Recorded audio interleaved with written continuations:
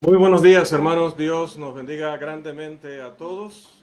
Damos inicio a nuestro estudio bíblico dominical.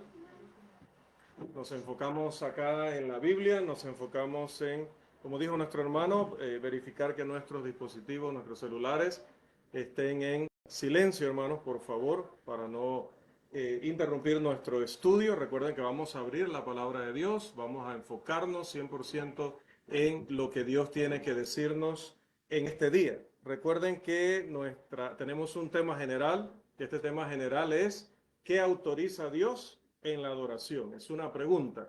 ¿Qué autoriza Dios en la adoración? Cuando el apóstol Pablo en Hechos 17 está en Atenas, lo primero que ve allí en Grecia es un montón de altares dedicados a una cantidad de dioses. Y dice la escritura que su espíritu se enardecía dentro de él. O sea, el apóstol Pablo se le calentó la sangre, como decimos en buen panameño.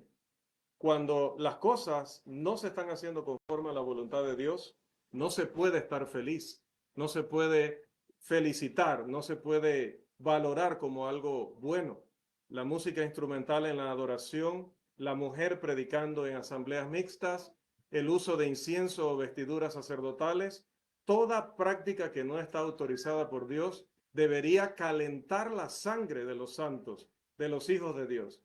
No estarían los hijos de Dios utilizando música instrumental de Marcos Witt, Marcela Gándara y demás falsos maestros denominacionales para colocarlos en sus fondos de sus historias en Facebook, en WhatsApp. No estarían utilizando videos de predicaciones de la tal Yesenia de República Dominicana, porque lo que esas personas están haciendo atenta contra la voluntad de Dios, viola la escritura, pasa por encima de la sangre de Cristo. Por lo tanto, yo no lo voy a promover, yo no lo voy a felicitar, yo no voy a hacerle creer a mis contactos que a mí eso me parece bien.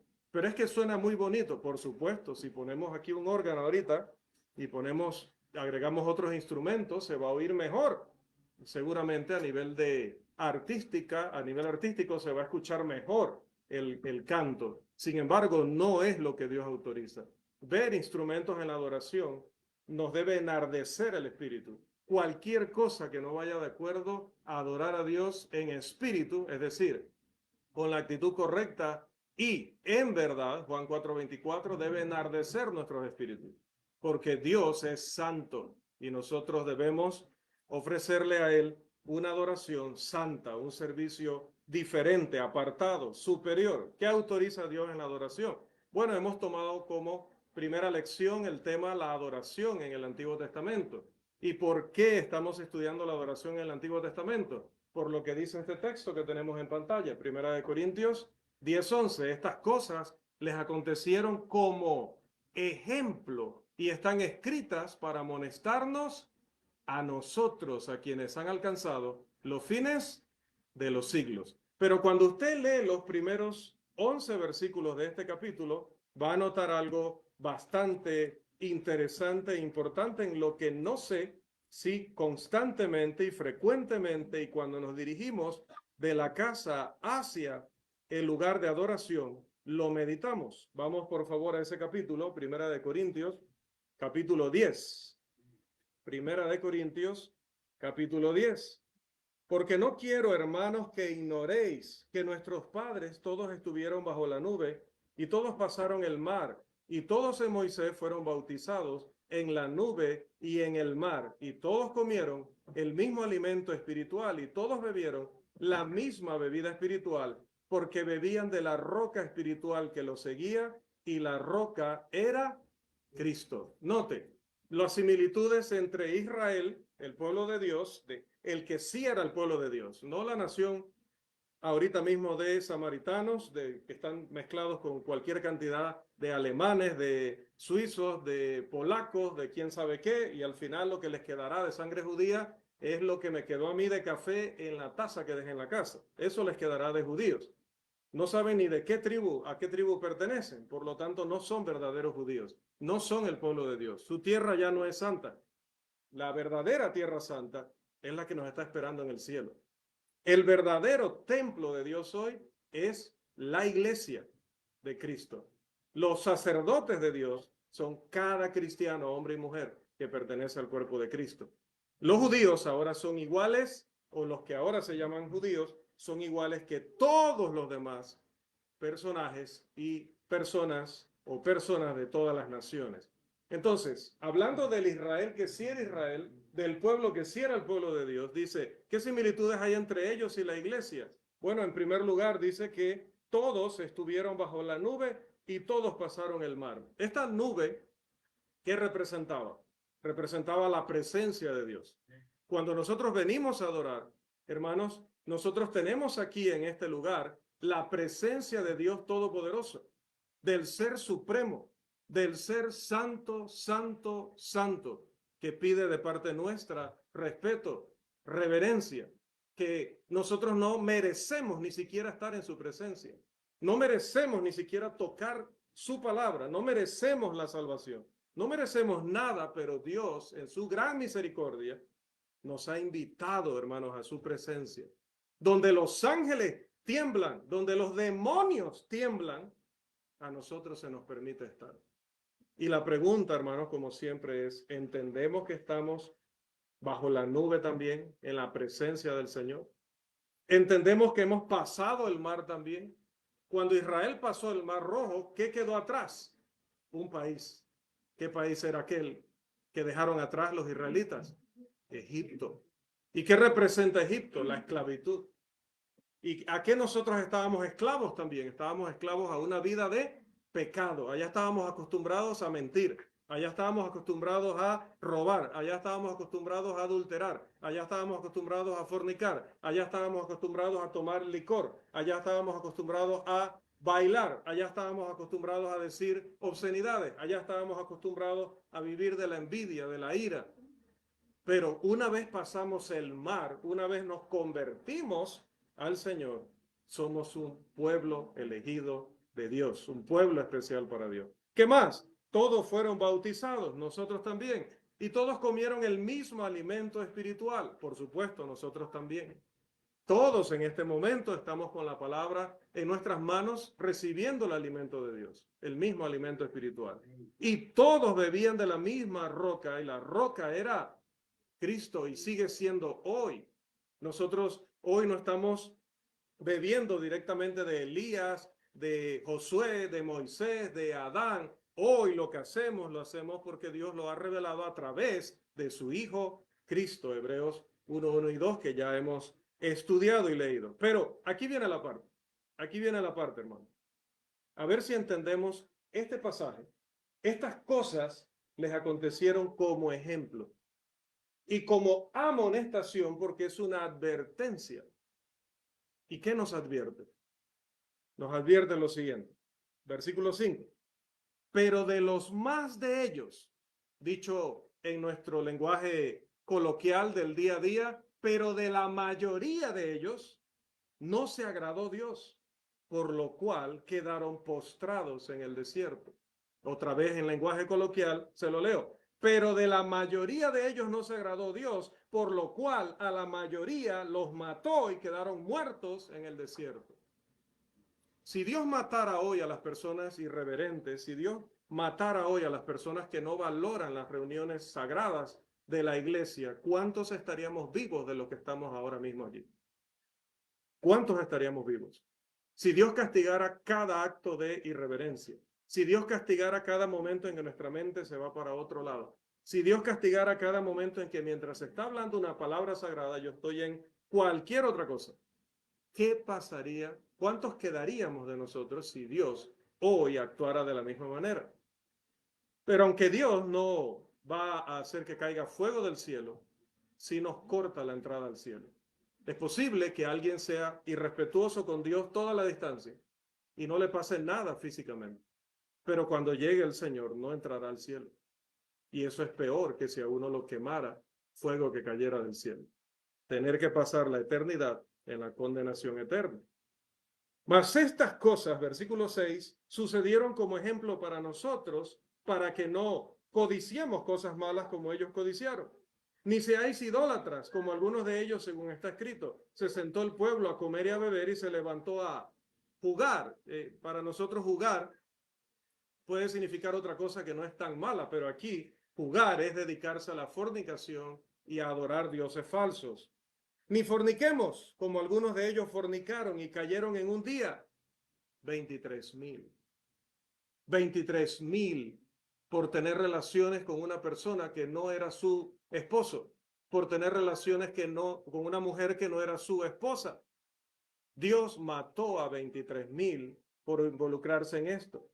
Ni tentemos al Señor como también algunos de ellos le tentaron y perecieron miles también. No dice allí, pero podemos leer de esta historia en el Antiguo Testamento. Perecieron miles por serpientes venenosas.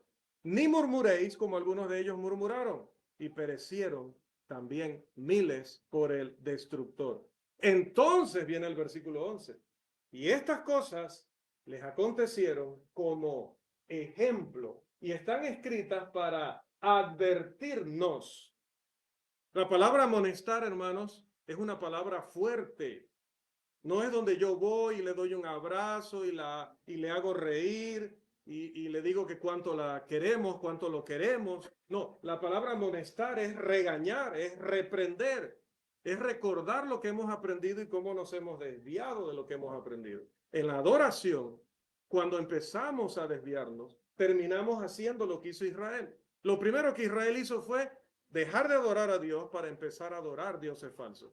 ¿Y qué vino como consecuencia? Se involucraron en la idolatría, se involucraron en la fornicación, se involucraron en desafiar al Señor, se involucraron en la murmuración contra el liderazgo que Dios había designado, se involucraron en la codicia, se involucraron en todo tipo de maldad. Cuando descuidamos la verdad bíblica acerca de cómo hay que reconocer a Dios, qué reverencia hay que tener ante Él, qué respeto hay que tener ante su palabra, hermanos, de ahí a que empecemos a involucrarnos en una vida de pecado otra vez, hay un estrecho, pero muy, muy corto, muy pequeño. Por eso dice, esto ha sido dado como ejemplo para que nosotros no caigamos en lo mismo. Por eso en nuestro primer punto, preguntamos, ¿es aceptable ante Dios cualquier tipo de adoración? ¿Y cuál fue la respuesta? ¿Es aceptable cualquier tipo de adoración como yo quiera adorar a Dios? No, yo debo adorar a Dios como Dios lo ha revelado. Dios estaba hablando con Moisés, dándole la ley a Moisés, pero allá abajo de aquel monte Sinaí estaba el pueblo adorando a otros dioses, dando otro tipo de adoración. Y eso, hermano, Dios le dice a Moisés, baja, porque el pueblo se ha corrompido, el pueblo se ha pervertido. Por lo tanto, no es solamente importante adorar a Dios, sino con los dos requisitos que vimos al principio. Debe hacerse con un corazón puro, un corazón con buena actitud, con reverencia, con santidad. Pero aunque una persona viva una vida apartada del pecado, aunque una persona sea sincera en lo que entrega a Dios, si no le agrega a esa sinceridad, a esa pureza y a esa santidad, no le agrega la verdad, su adoración no es recibida. Por mucho que sea una persona correcta, por mucho que sea una persona sincera, por mucho que lo haga de corazón, si lo que está ofreciendo no es según la instrucción de Dios, no es recibido. Eso es lo que aprendemos del Antiguo Testamento. En segundo lugar, definimos qué es adoración. Hablamos de esa reverencia que lleva al hombre incluso a postrarse, a inclinarse ante Dios, porque el hombre sabe que tiene que adorar. No ha habido una persona, no ha habido una civilización, una nación en el mundo que no sienta la necesidad de adorar a algo o a alguien. Hasta los ateos, decíamos, adoran porque se adoran a sí mismos, adoran a sus filósofos, adoran al hombre.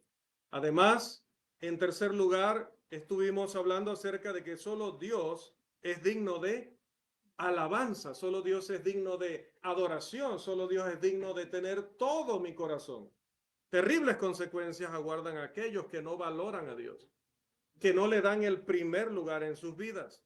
Dice la Escritura, hermanos, claramente en Deuteronomio 8:19, ya lo leímos, por eso estoy pasando muy rápido. Mas si llegares a olvidarte de Jehová tu Dios y anduvieres en pos de dioses ajenos, y les sirvieres, y a ellos te inclinares, yo lo afirmo hoy contra vosotros, que de cierto pereceréis, moriréis. Deuteronomio 8:19. Esta advertencia fue para los judíos y no es diferente hoy, porque estas cosas fueron escritas como ejemplo para nosotros. Éxodo 25, hablando acerca de imágenes, no te inclinarás a ellas ni las honrarás, porque yo soy Jehová tu Dios, fuerte, celoso, que visito la maldad de los padres sobre los hijos, es decir, que llevo las consecuencias de la maldad de los padres sobre sus hijos hasta la cuarta generación de los que me aborrecen. Sepa que esa irreverencia, ese irrespeto, esa falta de valoración hacia mí, la cobraré de ti, pero también de tu hijo, pero también de tu nieto y también de tu bisnieto. Y luego no vengas llorando y reclamando, y ay Dios, eres injusto, y qué malo. No, te lo estoy advirtiendo, si me faltas el respeto, si no me valoras, si no me das mi lugar, lo pagarás tú, lo pagará tu hijo, lo pagará tu nieto y lo pagará tu bisnieto.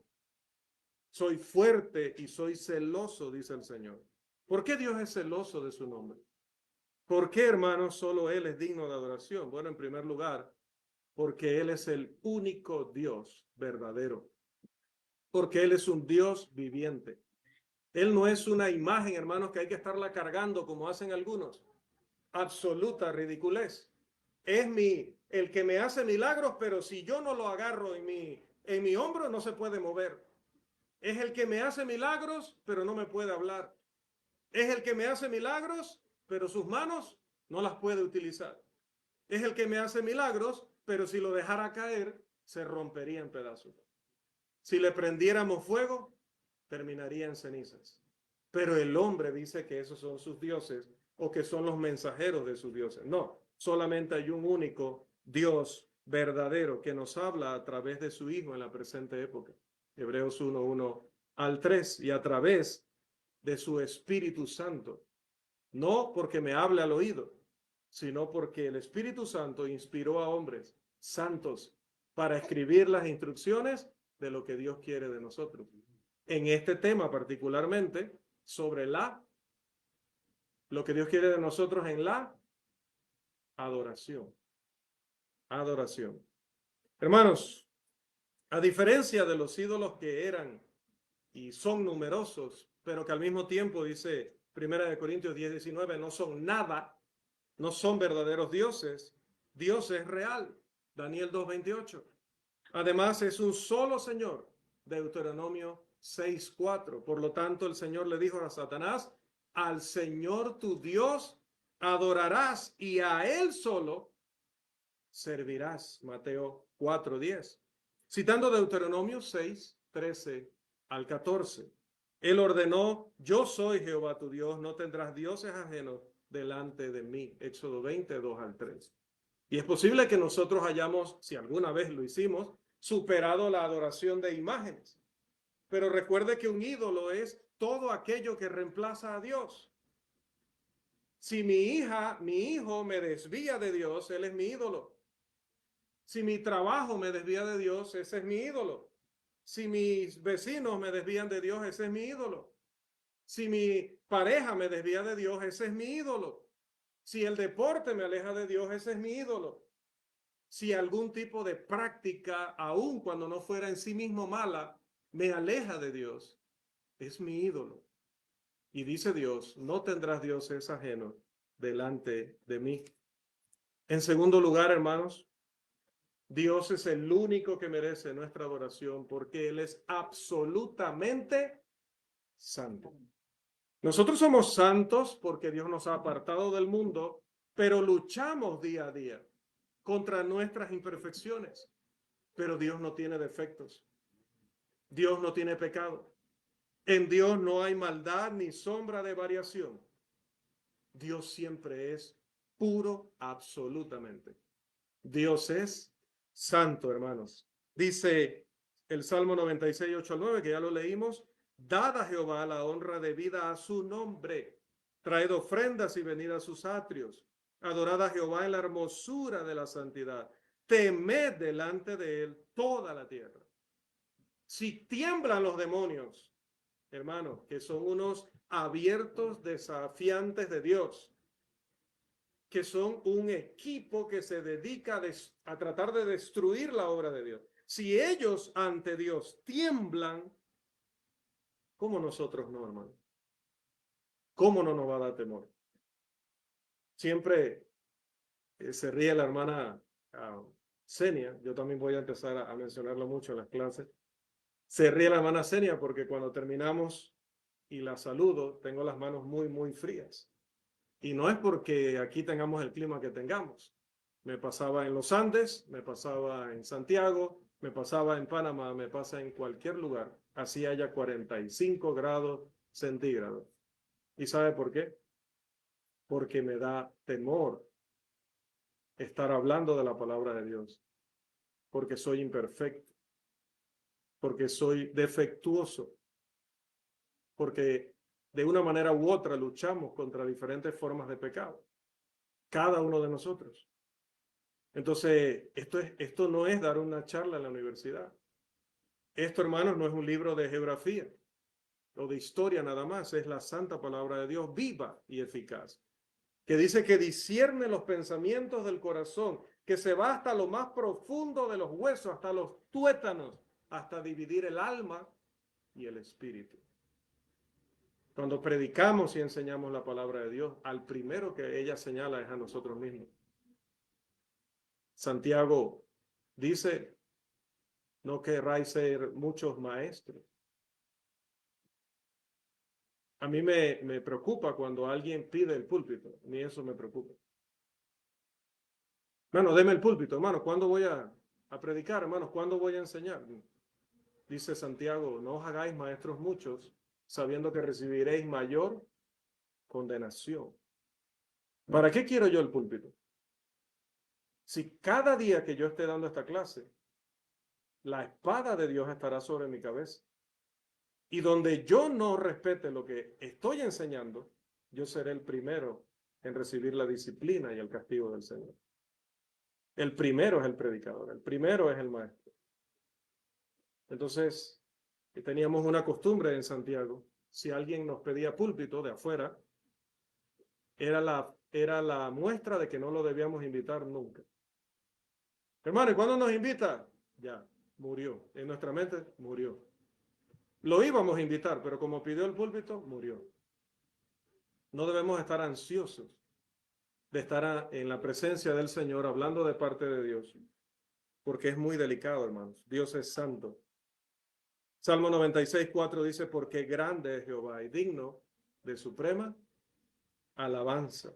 Salmo 99:9, exaltad a Jehová nuestro Dios y postraos ante su monte, porque Jehová nuestro Dios es santo.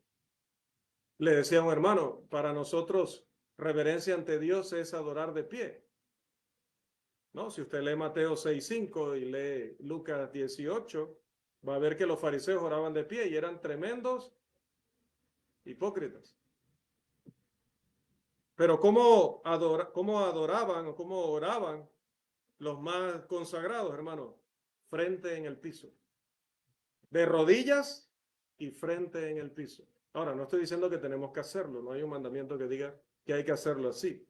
Pero a veces nosotros llamamos reverencia a algo que sí, secularmente, cuando van a izar la bandera hay que ponerse de pie. Cuando entra alguien al auditorio en la universidad, a veces hay que ponerse de pie. Pero Dios es absolutamente santo. Ante Él, incluso caemos de rodillas, rostro en tierra. En tercer lugar, hermanos, voy a tomar unos minutitos solamente y me perdonan. Dios es el creador. Génesis 1:1, en el principio creó, ¿quién? El Big Bang, los monos, los extraterrestres. En el principio creó Dios los cielos y la tierra. Él es mi dueño. Mi esposa no es mi dueña, mi esposo no es mi dueño, mis hijos no son mi dueño, mi jefe no es mi dueño. Dios es mi dueño.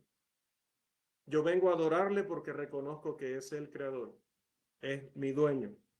Él es quien nos sustenta, dice Hechos 17:25-29. No llega plato, no llega comida a nuestro plato si no es por Él. No tenemos un techo si no es por Él. No tenemos recursos si no es por Él. No tenemos trabajo si no es por Él. Luego, ¿cómo se lo agradecemos? Diciéndole, espérate que lo que me diste... ¿Se acuerdan a Adán? ¿Qué pasó, Adán? ¿Qué hiciste? ¿Y cuál fue la respuesta de Adán? La mujer que tú me diste. Y seguimos siendo igualitos que nuestro papá Adán. El trabajo que tú me diste, por eso no te fui a adorar. El hijo o la hija que tú me diste, por eso no te fui a adorar. Los amigos que tú me diste, la vida que tú me diste, por eso no te reconocí. Debemos adorar a Dios, hermanos, y no descuidar su adoración, porque Dios es amor. Él proporciona al hombre toda bendición física y espiritual. Santiago 1:17 dice, toda buena dádiva. Dádiva es un regalo y todo don también es un regalo. Perfecto desciende de lo alto del Padre de las luces. No tenemos nada y no somos nada sino por Dios. Dice también, hermanos, el Salmo 50, 10 al 12. Porque mía es toda bestia del bosque y los millares de animales en los collados. Conozco a todas las aves de los montes y todo lo que se mueve en los campos me pertenece. Si yo tuviese hambre, no te lo diría a ti, porque mío es el mundo y su plenitud. Amén, decimos esa palabra. Inmediatamente después de que Adán y Eva se rebelaron en aquel hermoso y puedo decir perfecto jardín del Edén y fueron así expulsados y separados de Dios, Dios inmediatamente dio a conocer su plan de salvación. Génesis 3:15. Vendrá un descendiente de la mujer que derrotará a la serpiente. Desde los primeros sacrificios de sangre hasta que la sangre sacrificial se derramó o fluyó como ríos en aquel tabernáculo o tienda que levantaban en el desierto los judíos y aquel templo luego fijo que tuvieron en aquella tierra, el Señor caminaba paso a paso hacia el Calvario, hacia la cruz. Jesús no comenzó a caminar hacia la cruz desde el salón de Pilato. Jesús comenzó a caminar hacia la cruz desde que el hombre pecó, incluso mucho antes. Cuán inmenso debió haber sido el dolor en su corazón de amor cada vez que un animal inocente era asesinado, pensando en que algún día ya no sería un animal, sino que sería su propio hijo unigénito, de quien la sangre de los toros y de los corderos era simplemente, hermanos, una sombra. Piensa en Cristo, que dice Hebreos 5:7, quien en los días de su carne, ofreciendo ruegos y súplicas, allá en el huerto de Getsemaní, con gran clamor y lágrimas, al que le podía librar de la muerte, fue oído a causa de su temor reverente. Sin embargo, a pesar de tener que seguir adelante con el plan y morir, dice la Escritura que él soportó la cruz por el gozo de saber que si él moría de esa manera tan horrible, podía ser posible nuestra salvación. Romanos 5:8. Él es el autor de todos los que le obedecen. Hebreos 2:9. Primero de Juan 4:19 nos dice entonces, nosotros le amamos a él, porque él nos amó primero. Si dependiera de nosotros, no le hubiéramos dado prioridad a él. En último lugar, Dios merece, hermanos, nuestra adoración. A través del salmista, él dijo en el Salmo 95, 6 al 8, venid, adoremos y postrémonos, arrodillémonos delante de Jehová nuestro Hacedor. Si oyereis hoy su voz, no endurezcáis vuestro corazón. Solamente hay dos reacciones que podemos tener a la palabra. Sepa eso, y por eso es también, hablaba del peligro de predicarlo. Quiero cerrar con el peligro de escucharlo. Hablé del peligro de predicarlo. La espada está sobre mi cabeza allí. Y es que tú eres reverente a Dios, y es que tú andas en santidad, y es que tú estás practicando lo que estás enseñando, la espada está allí sobre mi cabeza. Pero para el que escucha, hermanos, esto no es un paseo turístico. Para el que escucha, también hay un problema, dice que solamente hay dos reacciones cuando escuchamos la palabra. Me da miedo cuando una madre dice, yo siempre le hablo y siempre le hablo y siempre le hablo. Porque cada vez que se habla a un corazón con la palabra de Dios, solo suceden una de dos cosas. El corazón se ablanda o el corazón se endurece más. O sea, cada vez que usted le habla a su hijo, le está acercando al cielo o lo está empujando al infierno. La palabra solo ablanda o endurece. Pero no por la palabra, sino Mateo 13 dice que depende del corazón del hombre.